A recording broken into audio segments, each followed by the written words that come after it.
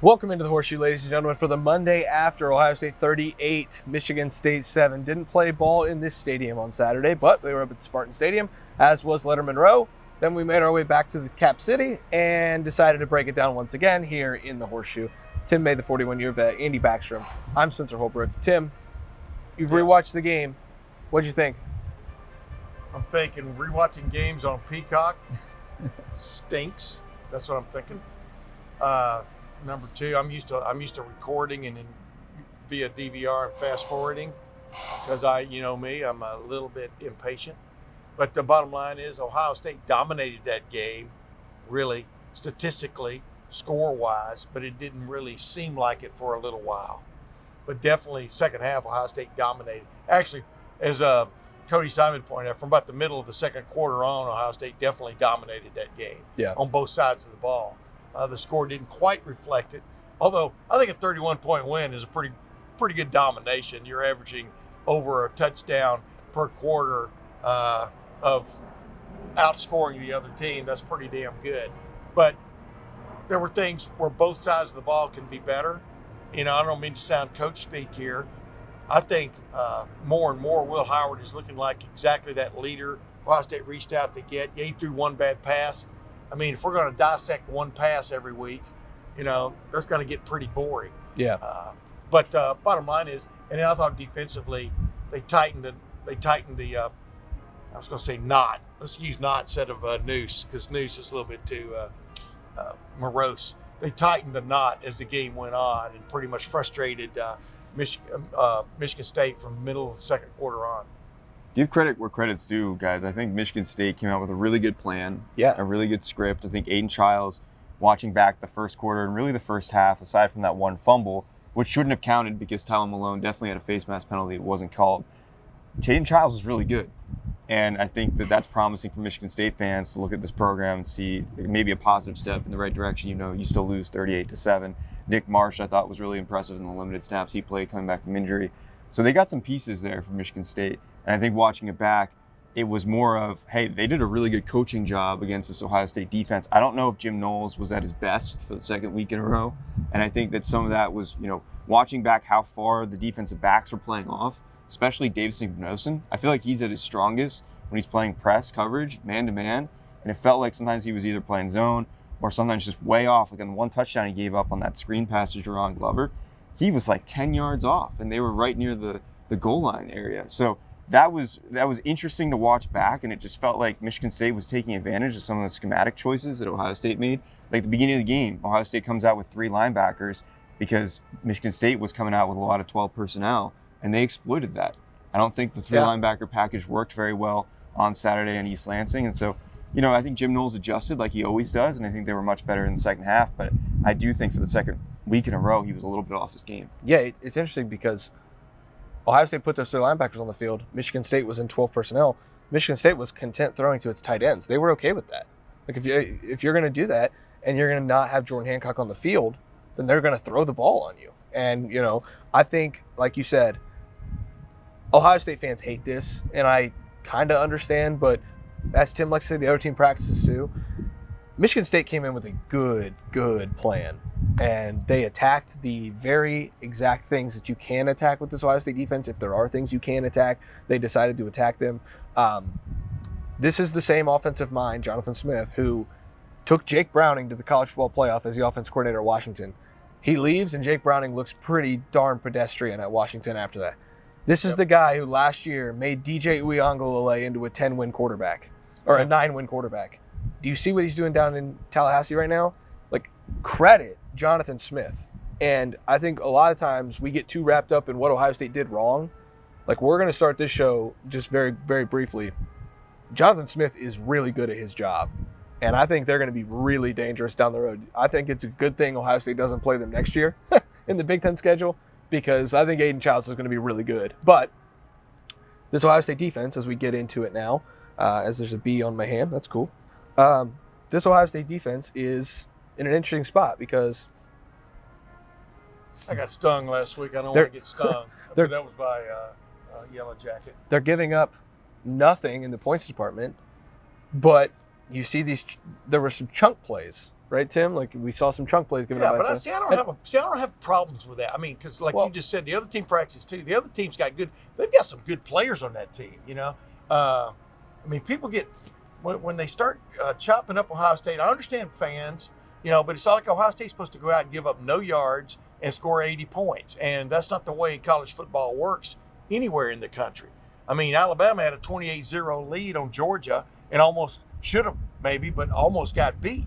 The bottom line is the other team, as I like to say, as you quoted me, practices too. That's what John Cooper used to say. They're going to have some schemes. Like you just pointed out, Jonathan Smith is an excellent college head football coach. Yeah. And he's 5 games into his tenure at Michigan State. They reshaped that team, refaced that team really with 61 new players in certain roles, one way or the other. And sometimes it takes time. Excuse me. But I thought Ohio State held sway more and more as that game went on, because that's what Ohio State fans have to get used to. These teams are going to take their best shot at you. Well, and the best shot usually, just like against Mike Tyson, the best shot usually comes in the first couple of rounds, because you're probably not going to be there at the end and stuff. And that's kind of the way Ohio State has been. So, and I'm not getting on a soapbox here, or as Earl Bruce used to say, a soap opera here. But the bottom line is they took their best shot, couldn't make it stand, and Ohio State basically incrementally ran away with that game. Yeah, it's a 5-score win on the road at night. And this Michigan State program kind of put a lot into that night game against Ohio State. The crowd was good. The offense reacted in kind, giving them a reason to cheer. The students tried to make it a whiteout tonight, but it was pretty funny because all the students were in white, but then all these Ohio State fans negated it. And then, they come out and I thought Michigan State played pretty well. And you can wish away the turnovers and say, well, without the turnovers, Michigan State would have been in it. But that's kind of been the story of the season for both Michigan State and Ohio State. Like even at Akron, whenever they did have the smallest bit of success on offense, Ohio State turned them over. And the 2 games after that, Western Michigan didn't do anything, let alone turn it over. But then Marshall didn't turn the ball over. They were able to move the ball. Ohio State can beat you in different ways. And I said this to you walking to the parking garage after the game. This was not a game where Ohio State had its best defensively, but when you can cause 4 or 3 turnovers and a turnover on downs, that's pretty damn good. And I know, again, you could say, well, without the turnovers, but the turnovers did happen, and they happened not because of Michigan State. Well, one of them did, I think, was thrown directly to Denzelberg. But, the 2 fumbles were plays made by Ohio State. And there was a bend-don't-break-ness to Ohio State on Saturday night, but they're not always going to be bend-don't-break. Yeah. And I think there are different ways that this defense can beat you. Didn't have its best stuff, turns you over.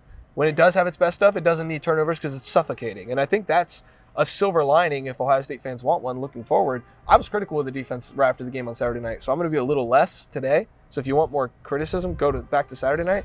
I don't know, Andy. It's just I think they showed another way that they can beat teams, even if turnovers might not be as replicatable as maybe you want them to be. Yeah, I agree with that. I also think that, look, this defense is so good that we have to hold it to a standard because they want to be held to a standard. So if we just said they gave up only 7 points, we would have much to talk about every week because they're just really darn good. Yeah. So I think that's where some of this comes into play. But there were a lot of strong individual performances. Caleb Downs, we talked about after the game. Oh my gosh. But watching it back, stood out even more. He had 2 tackles around the line of scrimmage that I just thought were just amazing. Yeah. He had the one, especially that blew up the screenplay on 3rd down that got Ohio State the ball back when they really needed another shot at that end of half scoring drive, which of course led to those 2 wow catches from Jeremiah Smith. Yeah. Devin Brown moment, the touchdown, and that's where, as Will Howard said, the game really shifted. Yeah. And I think, Tim mentioned the middle 8, as they call it, the final 4 minutes of the first half, the first 4 minutes of the second half. Ohio State won that, and that started with that stop that Caleb Downs made on that screenplay. Yep. He had another tackle around the line of scrimmage where he totally just read a run play to Nate Carter. He also, speaking of Nate Carter, stopped him on a 19-yard run where he was trying to hurdle Caleb Downs, and if he hurdled him successfully, that might have been a touchdown run for Michigan State on its first offensive play of the game. Caleb Downs made that tackle. So I thought it was his best game at Ohio State so far. Yeah. And again, a lot of strong individual performances. Jordan Hancock making that chase down play, a hustle play to rip the ball out there from Jack Velling, the Michigan State tight end. That was a great play. He's got to be on the field more. Well, that's kind of the conundrum here with facing those heavier sets of 12 personnel. Like, do you take Jordan Hancock off the field because you're putting a third linebacker on the field, you're taking off one of those defensive backs, and it's usually Jordan Hancock. So that's a discussion. Yeah, we're going to find that out. We're going to find that out this week because obviously they got to do something about Iowa's running attack. But the other thing that stood out in the first half of that game Saturday night was how long Ohio State had the ball on its first two possessions. Michigan State only had one possession in the first quarter. Yeah. And Ohio State had a possession that transcended the first quarter to the second quarter. And we're not used to like watching from the previous week. We're not used to watching Ohio State run more than 5 or 6 plays before scoring a touchdown and occasionally punting. So that the whole game was like sort of like just sort of like awkward, in my opinion. But I thought, for example, going back to what I just said, Ohio State was sort of in control the whole time. And one of the good things was Ohio State's offense kept its defense off the field, which gave them a little bit of time to like kind of figure out what the heck they really wanted to do. I'm going to ask Jim Knowles this tomorrow if like after that first play, if he took that 3 linebacker, what do you want to call it, that 3 linebacker package and wadded it up and threw it away. Well, we didn't see it a lot, after that. We saw them kind of cheating with. I thought they would cheat with their safeties, and they did to a certain extent with Caleb Downs and or Lathan Ransom kind of sneaking up and doing those kind of things. That's what they do best, is having both those guys on the field and Jordan Hancock, and then just play football. Jordan Hancock needs to be on the field, and I will stand on that soapbox and preach it to soap opera to the 100,000 empty seats here, because and that trumpet player. Sure, yeah. I mean, yeah, he's doing his thing back there. Here's the thing. If Ohio State has 3 linebackers on the field, even in 12 personnel, Iowa, especially because they have good tight ends, Penn State has really good tight ends. Oregon has a good tight end in Ferguson. I don't remember his first name. I'm sorry, Ferguson. We're just going to refer to you as Ferguson. We'll call him Fergie. Fergie, yeah, sure. They have good tight ends. They're going to do that to Ohio State. If Jim Knowles puts 3 linebackers out there with 2 tight ends, they're going to throw the ball. That's what they're going to do. Is Jordan Hancock that bad of a run stopper that he can't be on the field in 2 tight end sets? Absolutely not. I think he's a good and capable run defender from the nickel spot. So what is the reasoning for the 3 linebacker look if you're losing something in the passing game and you're only gaining stuff on the margins in the run game? Because to say that you have another guy in the box, I just wonder, like, is this overthinking? And I'm not one to question the guy who makes, well, actually, that's my exact job, is to question the guy who makes $2 million to call the defense there. But, like, he knows, and I said this in my story, he knows for Lettermen Row on Sunday, the defensive notebook, Jim Knowles knows more about defense and has forgotten more about defense than all 3 of us combined will ever learn about defense. At the same time, like, it is fair to question whether Jordan Hancock, one of your 6 best defensive players, needs to be on the field more often than one of the 3 linebackers who. Yeah, but here's what I give Jim Knowles credit for. He comes in with a plan. Clearly, they had a plan because boom, 3 linebackers on the field, right? Arvell Reese. All we've done for 4 or 5 weeks is praise Arvell Reese and the way he's playing, etc. That first play, Michigan State did something evidently in the middle of the line or something that gave everybody the idea the ball was not coming outside, And luckily, like we pointed out, Ohio State has Caleb Downs on the roster. He cleaned up the mess on aisle 3 because everybody dove inside on that play. They had a great hook on that play, and that's just one play. But the point is, what Jim Knowles has in his arsenal is the ability to pivot from that. And the lion's share of Michigan State's offensive production came on its first 3 possessions of that game. Otherwise, they didn't do diddly. And that's a pretty good defensive repertoire when you can change things around like he did. But I am with you 105%. I think Jordan Hancock's one of the really good players in the Big Ten. Yeah. Especially at what he does. And his running down Jack Velling, a tight end, and knocking the ball loose was one of the big plays in that game, one of the major plays in that game. Because here Michigan State was, again, knocking on the door. And you give any kind of like team like that a little bit of positive energy, it can go a long way. And that was so huge Yeah, no, I agree. I want to see more of number 7 on the defense out there because I think he's splitting far too many reps. Yeah, they want to be beefy when they got to be beefy too. I understand the thinking there. And the only way you get better at something is to do it. Yeah. And we praised, remember, the idea that they could go to 3 linebackers in preseason. Some did. Well, I did. I just think a 4-3 with the 4 starters you have in the defensive backfield. But I count Jordan Hancock as a starter. But I think that's a fairly formidable looking defensive set. But it just hasn't. They kind of exposed a little bit. Michigan State did there on that very first play, which I think made them skittish. It just hasn't been as effective as you'd like it to be with 3 linebackers on the field. Yeah, I think, Tim, you bring up a good point. Like we talked about how they could do that, and I think they really like their linebackers. They just didn't execute to the way they wanted to. So now where do you go from here, right? How do you adjust? Is that enough data to adjust on? It might be, because you get your opportunity, and if it doesn't work, then sometimes, like you said, to cover their gap. Right, exactly. So it'll be interesting to ask Jim Knowles about it, to see how they move forward with it, especially against Iowa, as you guys mentioned. I do think in general they probably need more from their linebackers. I think Sonny Styles has had a rough couple of weeks. He made some really good plays. He had a sack, a couple good plays in run defense, but at the same time he's getting exposed a little bit in coverage. It feels like offenses are starting to attack him a little bit, regardless if he's at the Will spot or if he's at the Mike spot. We have to keep reminding ourselves he's making this transition. This is his first, 4 games at linebacker, but at the same time, they need him to be really good. And I think he's not been on his game the last couple of weeks, and that's something to monitor going forward. It's not like they're going to move off of him, but they just need him to be better. Yeah, that's what I wrote about. I mean, not about him, but I wrote about the defense. They made up for some sloppy or ineffective play early in that game with those turnovers. Yeah. I mean, turnovers are huge plays too. I mean, I'm saying the obvious, like the sun is hot. I wish it would come up today, but it opted not to. But the bottom line is, that's what this defense can be when it's really rocking and rolling. They can shut you down, but just when you think you got it going, they can make a play. I mean, you got to give them credit for the turnovers forced in this game, because those were huge. And, you move on from there. Last thing on the defense before we get over to the offense, and then we get out of here, is Tyleik Williams. Was available in an emergency role. I wish they would just declare him out. There was obviously no reason they were going to use him because the defensive line wasn't great early. And in my opinion, that could have warranted putting him on the field, but he obviously didn't play. So Ohio State says that he's available, but he didn't play. They wanted one more week, almost like the Cody Simon or the Donovan Jackson thing, where they get him one more week and then he's ready to go. That's fine. They miss him. They miss him a lot. And I think Ty Hamilton's really good. I think Caden McDonald is your 3rd best defensive tackle, almost with a bullet. But the fact of the matter is, Caden McDonald plays the same position as as Ty Hamilton, and he doesn't really play the 3 technique as well as you would want him to.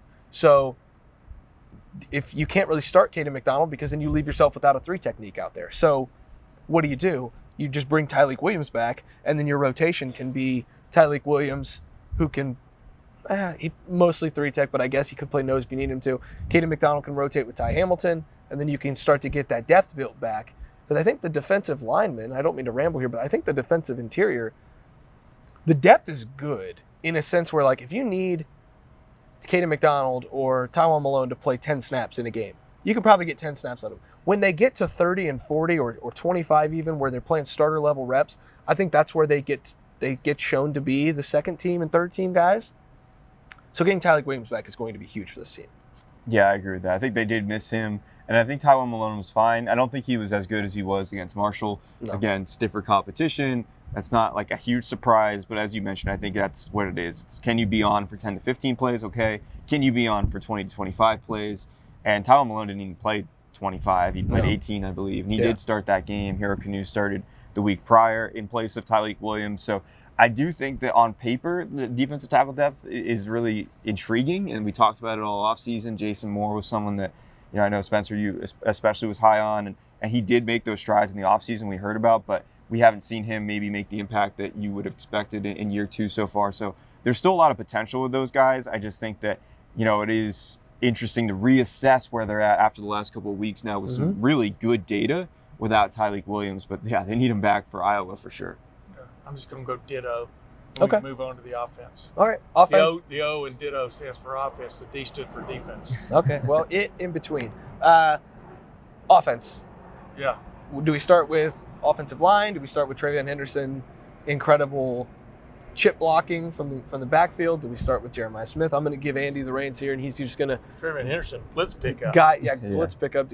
Or pass pro. I'm going to hand the reins off to Andy, and he's just going to guide us wherever he wants to take this offensive conversation. Yeah, let's start with the offensive line, and we'll build our way out. I think the offensive line was... Good idea. That's how you recruit, folks. Yeah. I think the offensive line was pretty good. They've been solid the last couple of weeks, really since, I think, that first game. I think the first game they were a little shaky. Since then, the last 3 games, I think they've been pretty solid.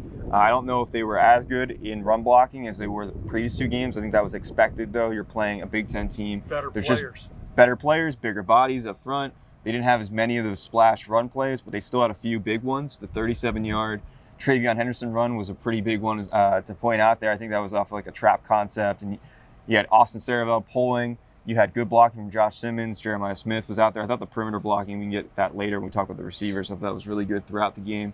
But I think the offensive line, it's a real question now with Austin Saravel and Tegra Shabola. What do you do there? Do you want to keep rotating? They seem content with rotating there. Tegra Shabola got the start again. He played the lion's share. I wouldn't say lion's share. He played 47 snaps. Austin Saravel played 30. So they both were in there for a good amount of the game. But Austin Saravel's looked really good. Tegra Shabola's had good moments. The question is, Tegra Shabola had a penalty, had a holding penalty. He also had a pressure given up. Austin Saravel didn't give up pressure. He didn't have a penalty. It's just a conversation. It's not that one was bad and one was good. It's just that which one is better, because at some point you probably do want to pick. And it is a conversation, and maybe it's a good problem to have, because I think they've both been overall good. Think about holding calls. I mean, I'm not defending Tegra Shabola because he got caught, but sometimes you just get caught and the other guy doesn't get caught. I mean, just like the Browns, what happened with the Browns yesterday on that big pass to Amari Cooper, they got called back. Yeah. Literally changed the trajectory of their season. But the bottom line is I think both those guys are playing pretty well. I think we've agreed the last couple of weeks, that's been the silver lining of the Donovan Jackson hamstring problem, was you got Austin Saravel not only on the field, but on track. Yeah. And that bodes well for this offensive line going down the road, clickety-clack down the track, so to speak. There it is. What stood out to me is I just think they're playing much more as a unit, but past all that, you like what Chip Kelly has brought to this offense from the standpoint of, we talked about this the last couple of times, using the athletic ability of this offensive line to create some problems, like you're talking about, some of what you want, for one of another term, some wide traps. I mean, some great counter plays and things like that, where you've got all of a sudden, you're not just reading the counter play, but you've got a big 310-pound guy coming down on you, whether it be Tegra Shabola, whether it be Josh Fryer pulling and coming and going back the other way. I think Seth McLaughlin is playing very well right now. Yeah. I think they're adjusting more often than not correctly up front, and that's where it all starts. So, we could get into the nitty-gritty of offensive line play. I'm not sure people really care about it, except when it doesn't go well. Yeah. I think right now the offensive line is playing pretty well. It's basically propelling this offense to more than 500 yards a game on average. That's pretty damn good. Yeah, the run game looked interesting at times, but I thought it was really good. When it was good, it was really, really good. Yeah, but that's the way it is anymore. Yeah. Because defenses are taking shots, you know what I mean? And not even necessarily blitzing, but they're taking shots with schemes and things like that. And sometimes you block everybody, sometimes you don't. The story of the running back room, though, was TreVeyon Henderson and his ability to pick up blitzes for Will Howard and for Devin Brown.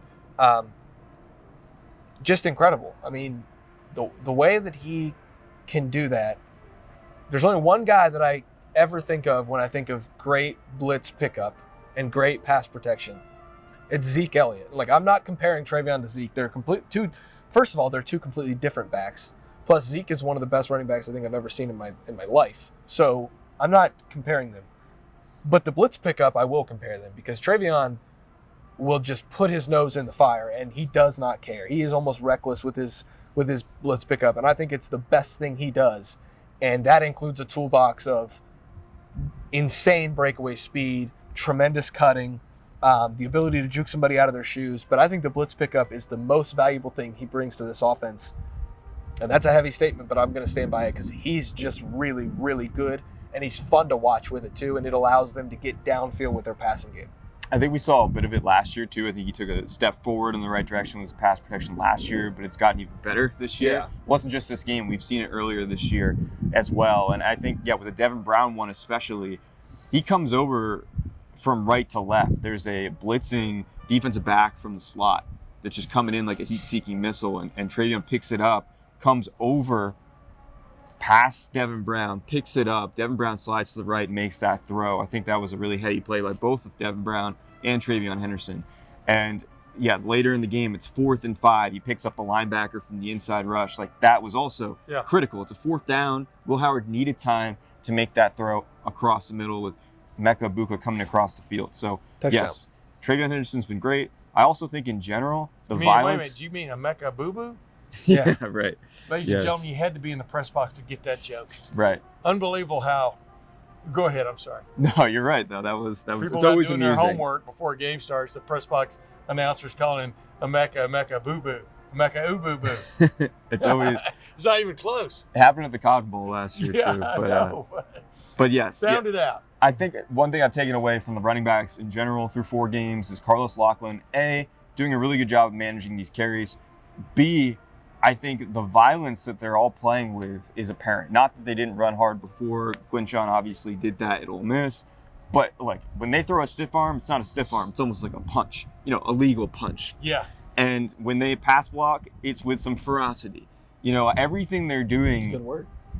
is to, pass the limit, 110%. And that's the way Carlos Lachlan coaches, and I think it's showing up on the field. How long has that been coming out of Ryan Day's mouth throughout the spring, even after the Rose Bowl? The thing they switched more than anything else, especially at halftime, was just come out and play violent. And whatever you do it with bad intentions and violence. And it helped them come back and beat Utah. And I thought they played a little bit with that edge last year, but this year, Ryan Day is just preaching it, man.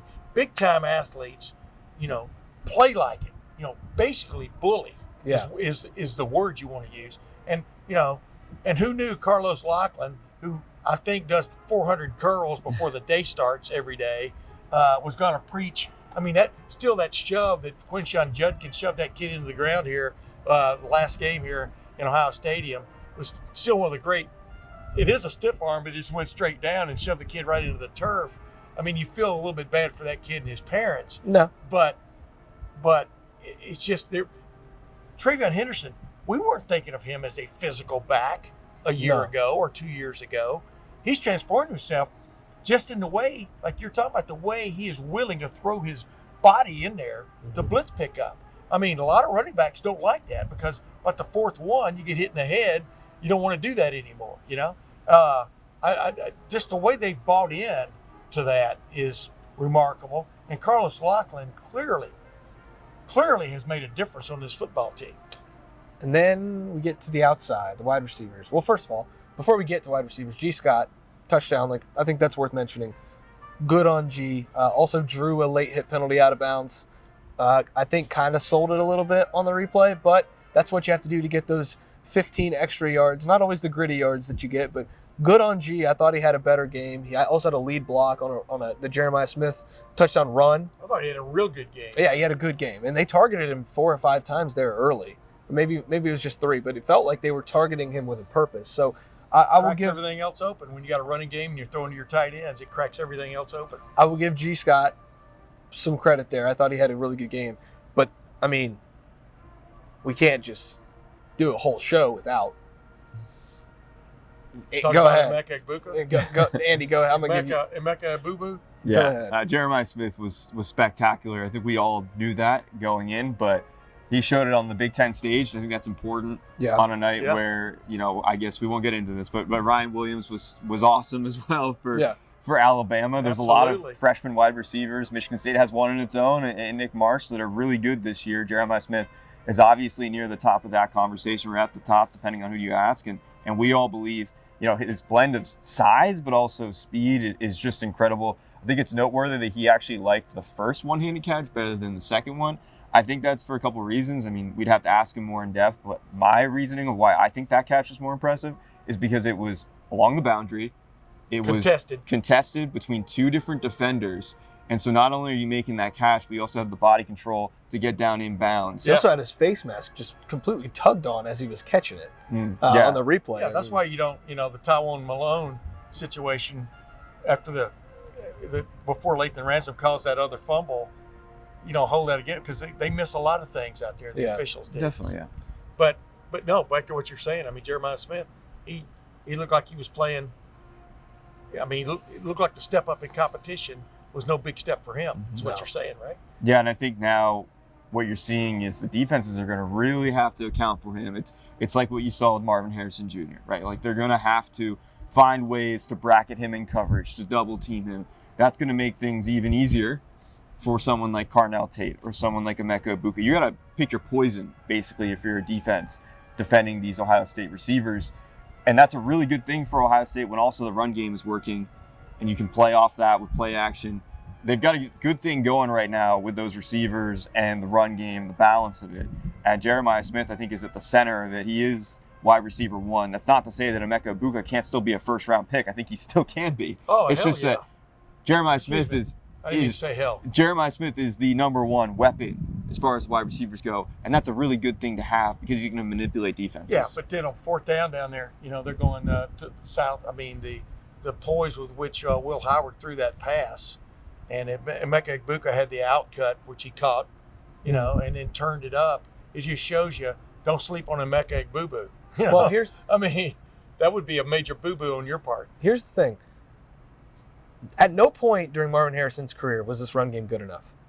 And so you could bracket him or double him. He was still getting open. I'm not saying that defenses were able to stop Marvin Harrison Jr. because they didn't have a run game. But you at least could consider the idea of bracketing or doubling him or making sure that something's always shaded to him because you didn't have to fear the run game as much. Right now, if you bracket or you double Jeremiah Smith, not only are you making yourself susceptible to one of the best route runners in the country in Emeka Egbuka, not only are you making yourself susceptible to falling asleep at the wheel with Carnell Tate because you completely forget he exists because of how good Jeremiah and Emeka are, but you leave yourself wide open to a possibility of this run game, and you have no clue what Chip Kelly is going to do with pulling guards, pulling tight ends, pulling wide receivers, pulling quarterback. Whatever he can do to pull guys around, he's going to do. He's going to get these offensive linemen in space.